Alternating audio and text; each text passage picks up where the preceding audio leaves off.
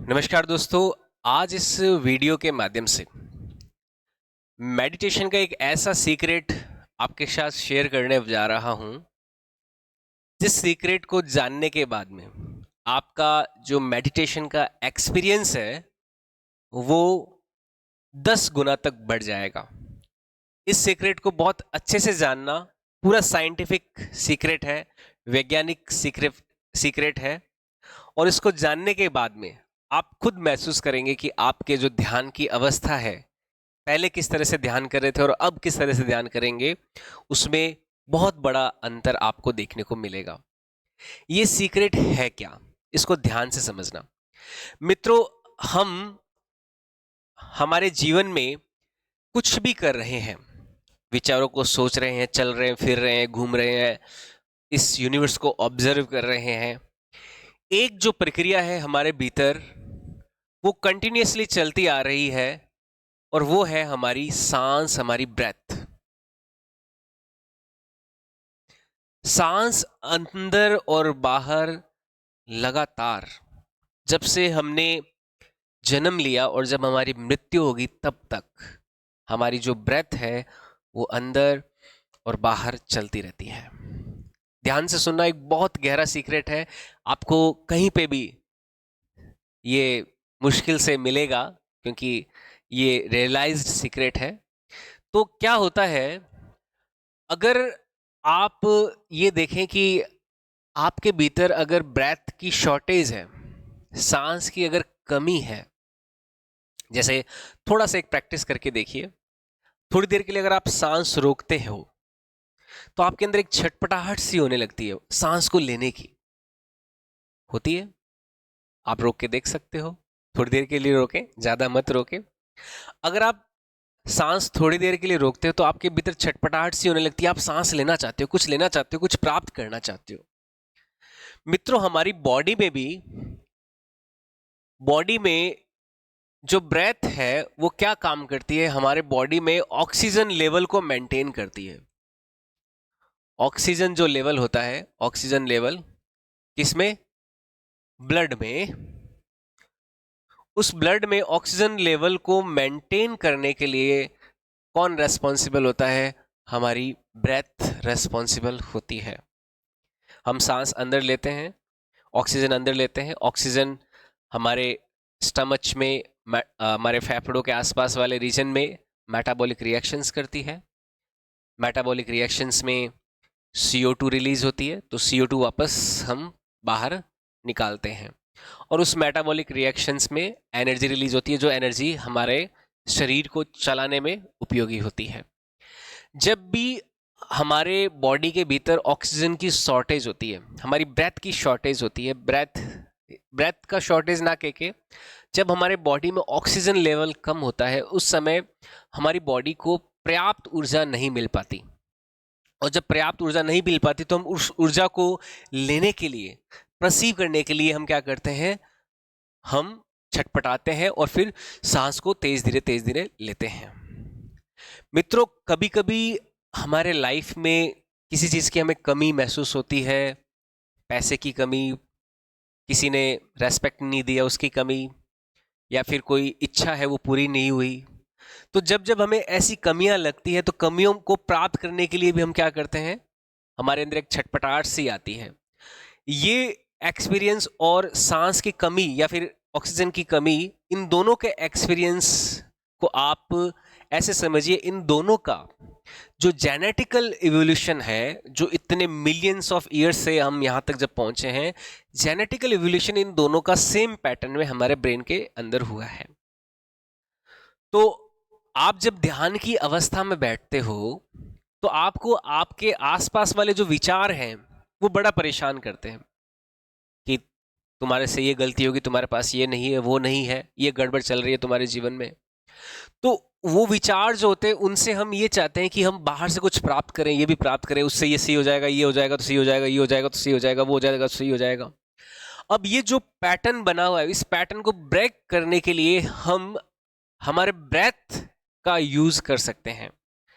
उस समय अगर हम हमारे बॉडी में, ब्लड में ब्रेथ लेके ऑक्सीजन लेवल को अगर बढ़ा दें, ऑक्सीजन लेवल अगर बढ़ा दें तो उससे हमारी बॉडी के भीतर जो एनर्जी का फ्लो है वो बढ़ता है। बढ़ने से हम अबेंडेंट फील करते हैं। अबेंडेंट यानी कि हमारे पास पर्याप्त है, हमारे पास पर्याप्त ऑक्सीजन है, हमारे पास पर्याप्त ऊर्जा है। उससे हमें एक संतृप्ति का भाव आता है, तृप्ति का भाव आता है।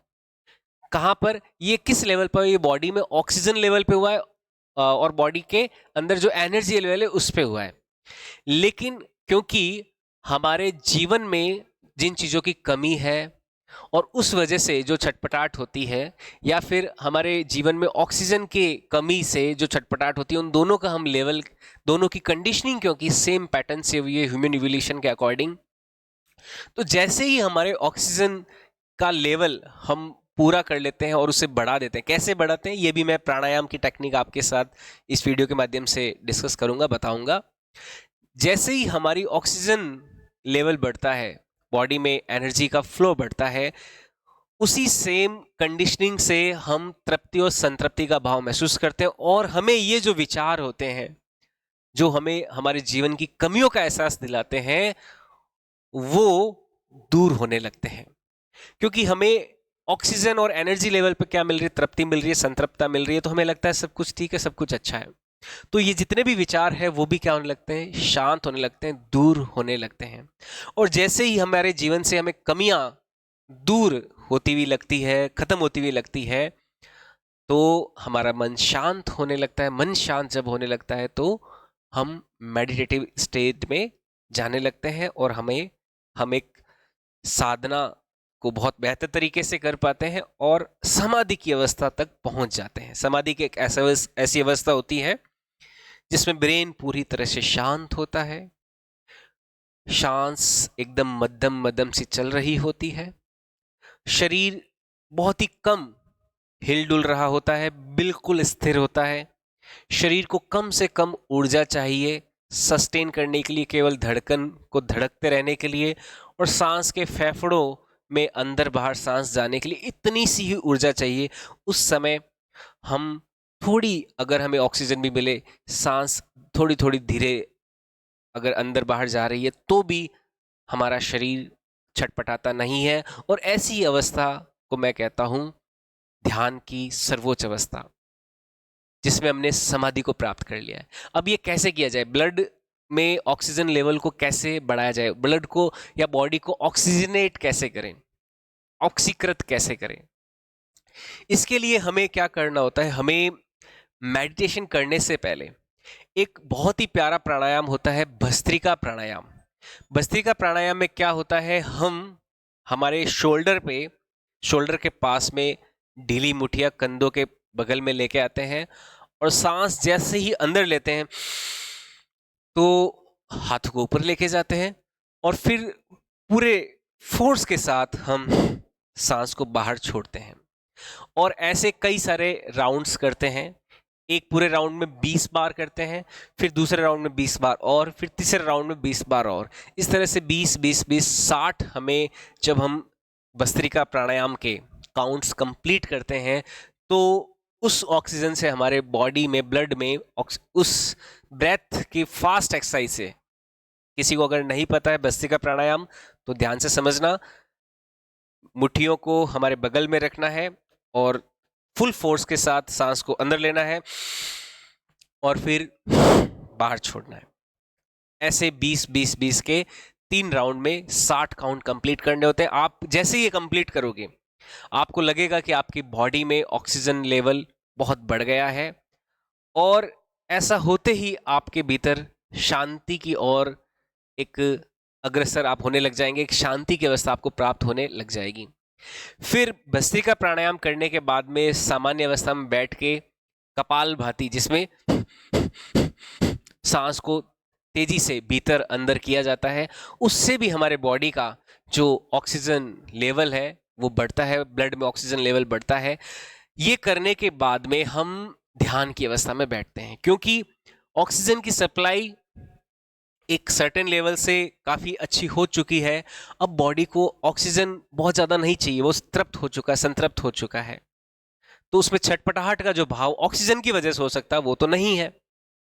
और वो कम हुआ है तो बाकी जो जीवन की कमियां हैं उनकी कंडीशनिंग से जो छटपटाहट होती है वो भी क्या हो जाती है, ध्यान की अवस्था में हमें परेशान नहीं करती, या फिर वो छटपटाहट भी नहीं होती।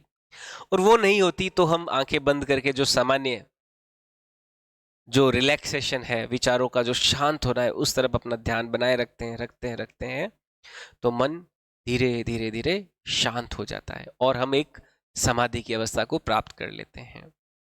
तो ये एक सीक्रेट है मेडिटेशन का कि जब भी आप मेडिटेटिव स्टेट में जाने की कोशिश करें, सीधे आप गाइडेड मेडिटेशन को करने की कोशिश करेंगे तो वो वर्क नहीं करेगा, आपका सर भारी होने लगेगा।